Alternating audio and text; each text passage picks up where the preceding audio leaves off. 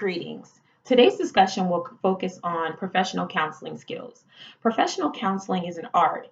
It requires many qualities. This week's reading and assignment focuses on the distinguishment and the difference between expressing our problems with peers, family, and friends versus seeking professional counseling. In this week's reading, Granello and Young define the role of counselors as someone who encourages, challenges, brings new perspective, provides objective feedback, all while working on mutually agreed upon therapeutic goals. The skills of professional counseling provide insight that can also be used in our interpersonal relationships with others. The first video that I viewed was titled The Non-Judgmental Listening Cycle. In this video, what I observed was the client was given the freedom and the liberty to express their thoughts and feelings in what they deem to be a safe environment. I feel that this is vital in the therapeutic rapport building stage, mainly because the therapist did not offer any personal views or opinions, and if there was any judgment, it would hinder the process of encouraging the client to share.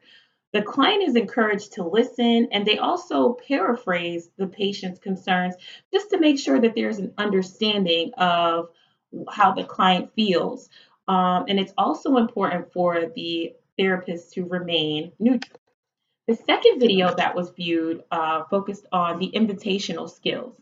In this video, the therapist provided a greeting. They thanked the patient for attending the session. It was a welcoming experience and it set the tone for the session. What I observed in this video was the therapist provided attentive body language. For example, there was some head nods, there was consistent eye contact. There was even a point in the video where the therapist touched the client's arm as a sign of comfort to them when they were sharing something that was sentimental to them. It also included smiling and other nonverbal affirmations. This provides comfort to the client to share their thoughts and feelings without them becoming tense and uncomfortable. The next video that was observed was on reflective meaning. In this video, what I observed was the counselor was rephrasing and checking for understanding as the client was sharing their thoughts, feelings, and ideas.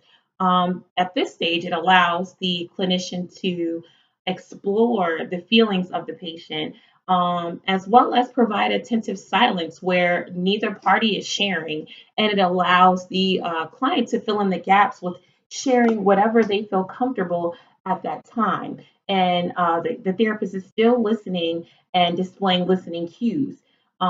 This is also an opportunity for them to identify their emotions as it relates to the reason that they are having the session.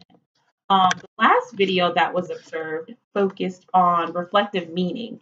And this was key to kind of putting the puzzle together and explaining the reasoning for the counseling in the beginning. It solidifies the personal significance of the client's story. It sets the stage to explore about the incident or the problem that led them to wanting to seek treatment or professional counseling. It places meaning and it connects the feeling with deeper roots. And the example that I noticed in the video was where the young man was expressing about encouraging his family to move from Miami to live with him. And he noticed that his father was unhappy with his choice to move, and he felt burdened and was unhappy because of his father's unhappiness. And the therapist was able to connect the link of his culture, being from the Hispanic culture, and their roots being deeply seated on togetherness and camaraderie and family and fellowship, that he felt that caused the patient to feel that guilt for his father's unhappiness because it was causing a strain in their family and their relationship because the father was unhappy with the move. I felt that the session was similar to what I imagined a counseling session to be because there was more listening than talking. There was sharing without interruption.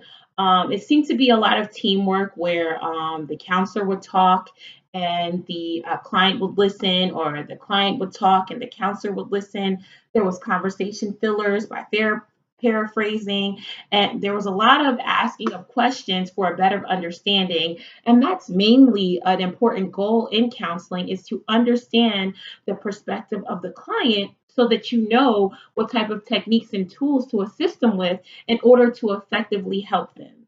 I appreciate you listening and watching and allowing me the time to share, and enjoy the rest of your day. Thank you.